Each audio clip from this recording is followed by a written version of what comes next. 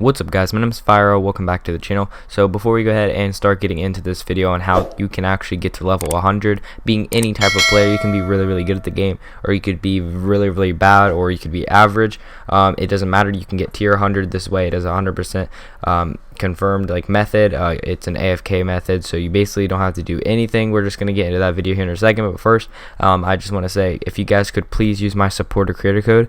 It is just FyReO in the FORTNITE item shop. If you could do that, it would mean the world to me. Even if you don't buy anything from the item shop, or even if you buy 200 V-Buck emote every month, it still supports me in every way possible. So please, if you could use that supporter creator code, it would mean a lot. And once we do go ahead and get to 150 people using my supporter creator code, I'm going to be doing a giveaway, so stay tuned for that. So please, once again, use my supporter creator code if you're not using anybody else's. Anyways, go ahead, sit back, relax, and enjoy the video.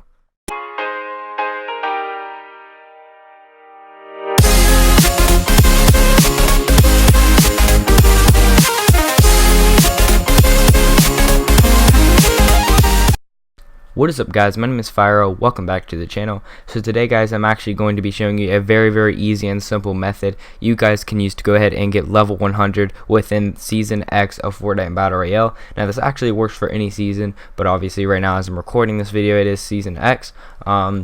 This isn't really, cheating or breaking the game. Basically what it's doing is it's basically using a mechanic in the game or a game mode in the game to get you to level 100 without you basically having to do any work or anything at all. It only requires you to click a button every 20 or 30 minutes, which is very simple. And I'm going to be explaining this whole entire method out with you guys today and why you should use it, and some proof that it actually works. So basically what this method is, it is basically going into a team rumble match. So if you didn't know, team rumble, basically respawn and stuff like that. It's a game mode for basically people who just want to warm up, or people who just want to play it all day. I guess I don't really know what the point of it is, but basically it was a limited time game mode. They came out a couple seasons ago. It's basically like 50-50 where you respawn and everything like that, but that's enough of the basics. So basically Team Rumble, it was supposed to be a limited time mode a while back, but then it just stayed in the game forever. Then Season X came out and basically was introduced as a full-time, like, never-ending game mode.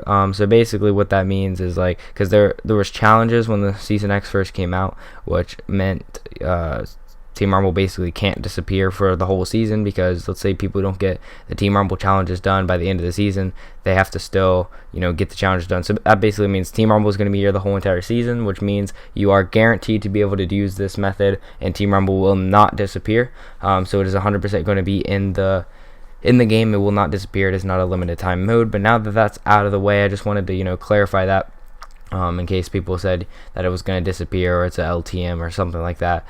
So yeah, so it will be staying in the game. I just want to say that one more time. So basically, as you're seeing on the screen, some very boring gameplay. This is basically what the process looks like. So basically I have two different accounts on right now, sitting AFK in the match.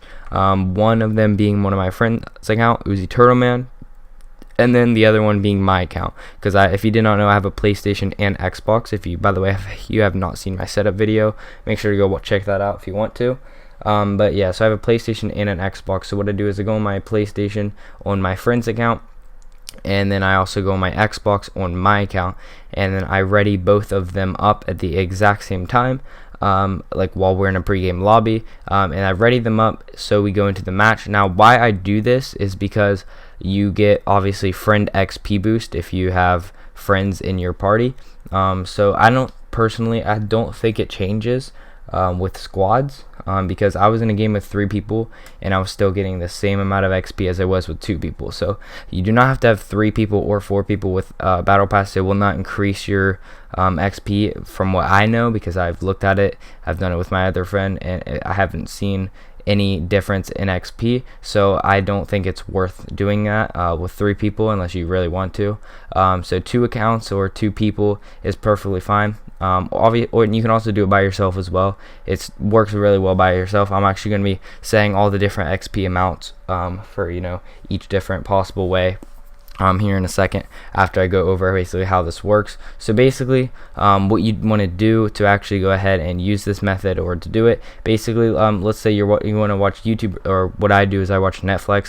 So I'm laying on my bed, right, and I have both accounts pulled up into a game, and then basically whenever the game ends, I will see it on my screen, or every couple minutes, every like 20 to 30 minutes, if I'm not in the room or something and I have the controllers near me, which is usually never, but if you guys, for instance, were in this case, all you have to do is click A on your Xbox controller or X on your PlayStation controller, and after you click that, you want to click Y on your Xbox controller, or triangle on your PlayStation controller. Now what this actually does is, because you're not clicking, or you're not holding B or circle to leave the match, so basically what's happening is it kicks you out of the match whenever the game ends. It kicks you out of the match due to, like, because you can only stay in the match whenever it says victory royale or you lost. You can only stay in it for a couple minutes or so.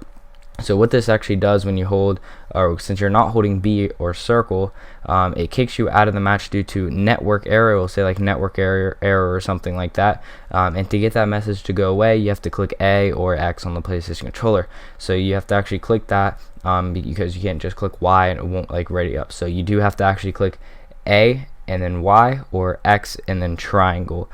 So after you go ahead and do that, it will ready you up into the next game. So what I do, how I do it is I just lay on my bed with both controllers next to me, and then I am just I just sit there or lay there and watch Netflix, and then I'll keep an eye on the time of the Netflix, and then that'll kind of remind me to look over at my screen to see if I'm in a match still, and if I'm not, then I can just know to go ahead and click A and then triangle. So now we are going to be going ahead and going over all of the XP methods.